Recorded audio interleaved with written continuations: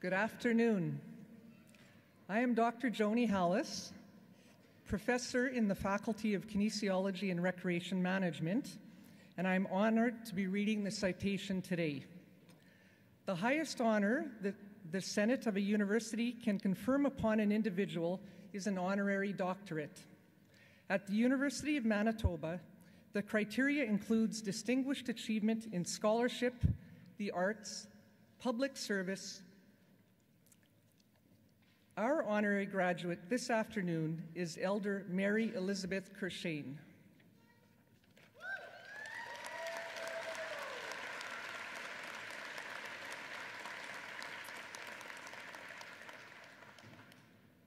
As we move forward on the path towards truth and reconciliation, there are many difficult lessons to learn. Here in Manitoba, we are fortunate to have as our teacher such a wise and inspiring individual as Elder Mary Courchene. She is among the most distinguished Indigenous leaders within the field of public education. Her reach knows no bounds, her classroom has no walls, and her greatest lessons are those that can't be found in a textbook. She was born on Sagkeeng First Nation, where her early childhood memories were happy.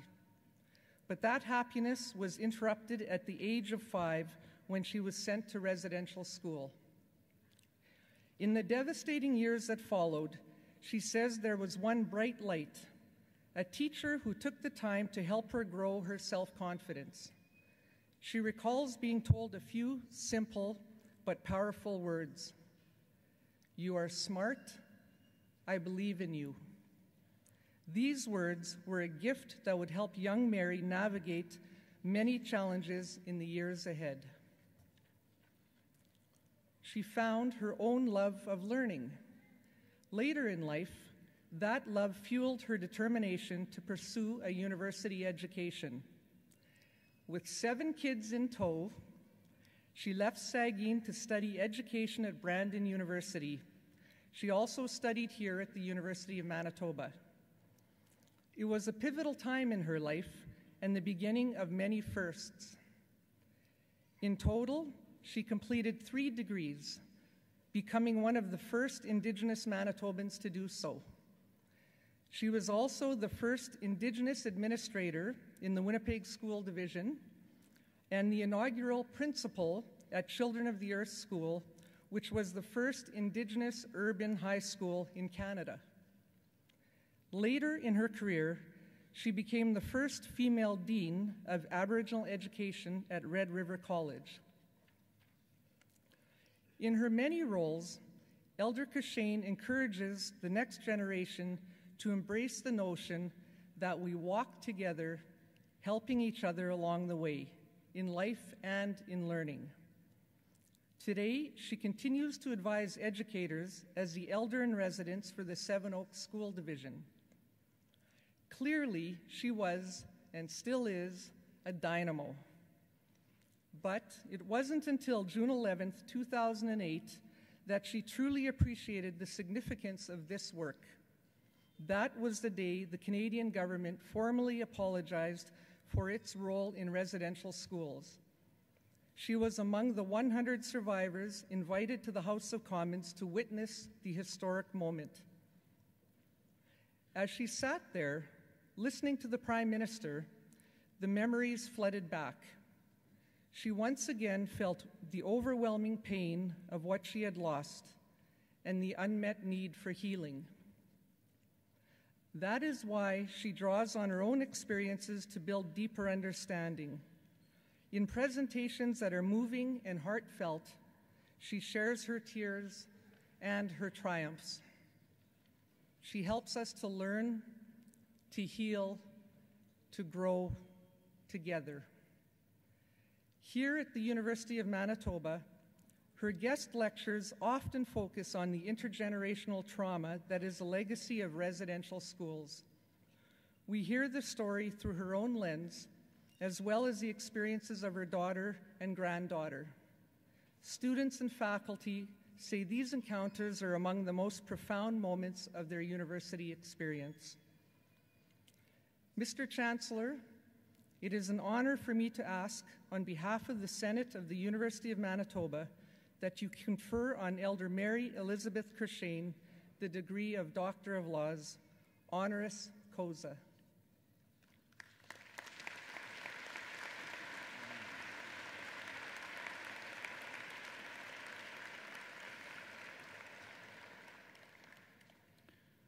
By virtue of the authority vested in me as Chancellor of this university, I admit you to the degree Doctor of Laws, honoris causa, with all the rights and privileges thereto appertaining. Congratulations, Dr. Courchene.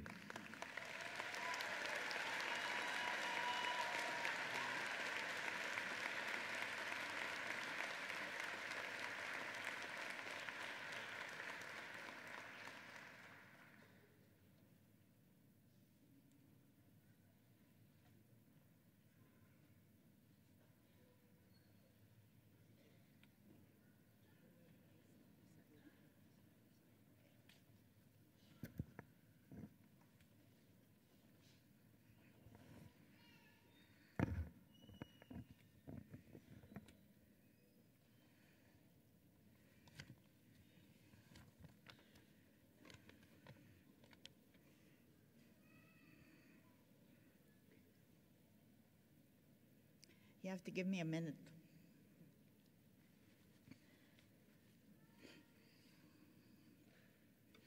I don't often become emotional, but sitting there, I suddenly got very emotional.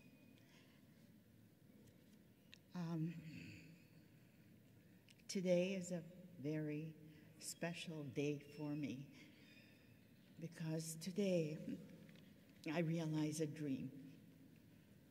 And I didn't realize that I had been a bridge builder all of these years. I want to begin by acknowledging who I am. And I want to say miigwech to Creator for offering me the opportunity to accomplish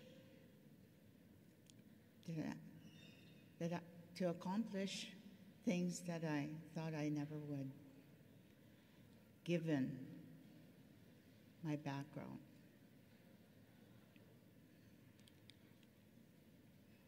Wabino wan hikuendish nikas makwando dem Sagkeeng donji kimione kwad digo akawe miigwech niwiket baba iban senegi kito miigwech pogochi ketuen. And that was his prayer every morning, I recall, when I was a little girl.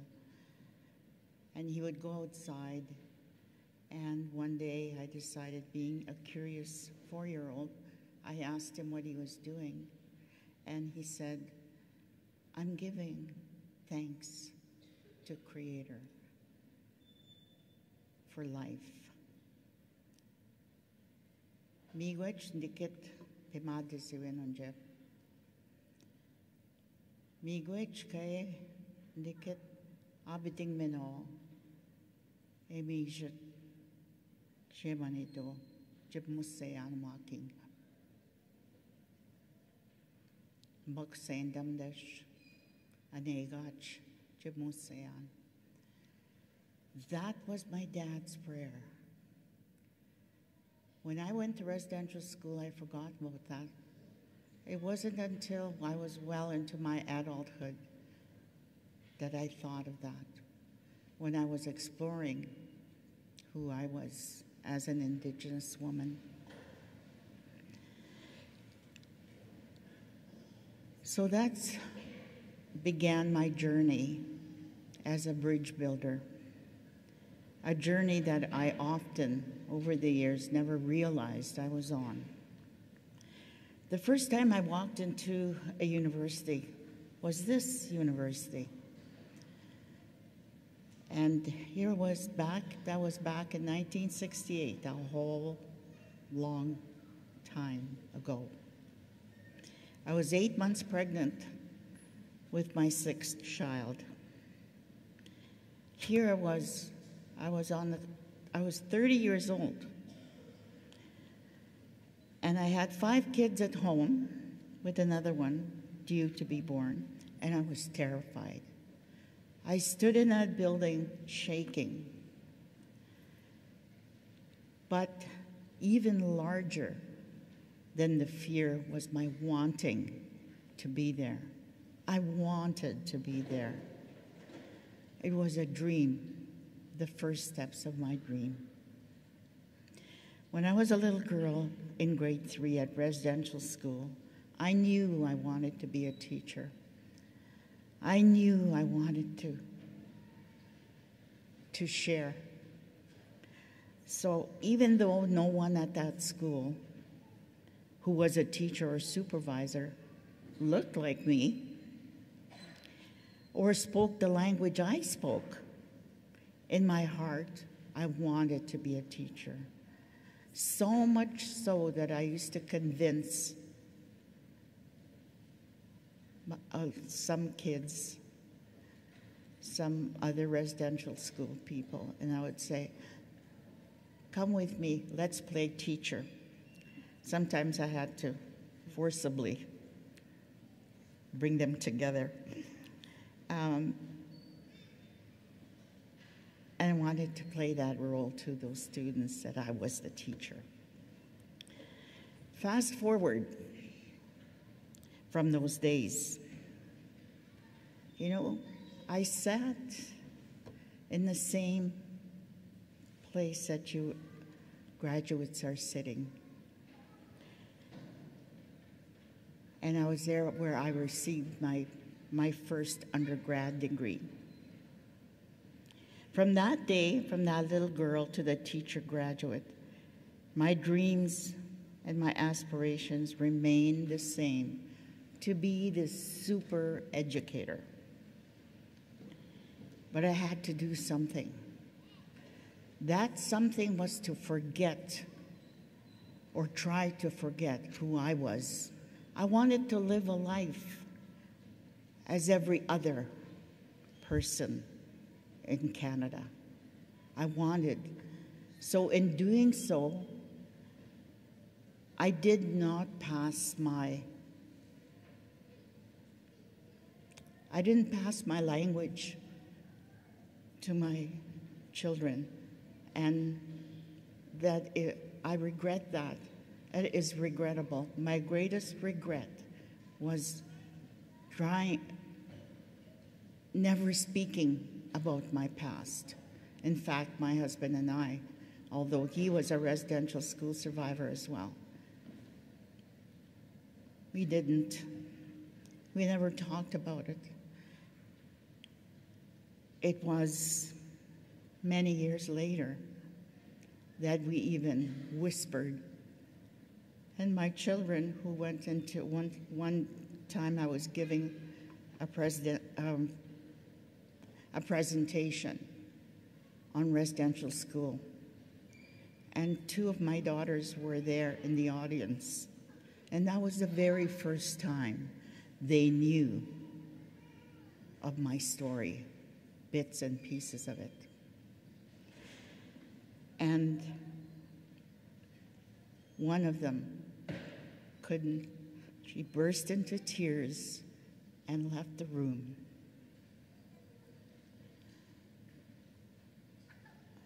Our lips were sealed then.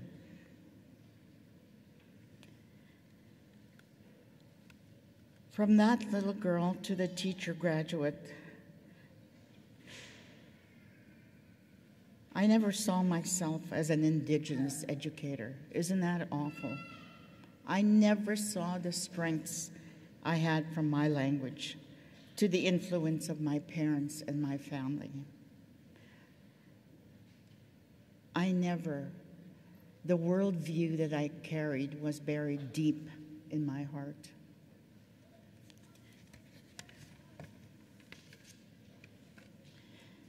I recall my dad. He was such a staunch Indigenous man. He was a teacher, not the teacher in the sense that in the classroom. He was also a medicine person. It wasn't until much later, and I never appreciated my dad for the knowledge that he had. People used to come to him for medicine, and he would go out in the bush and he would doctor them.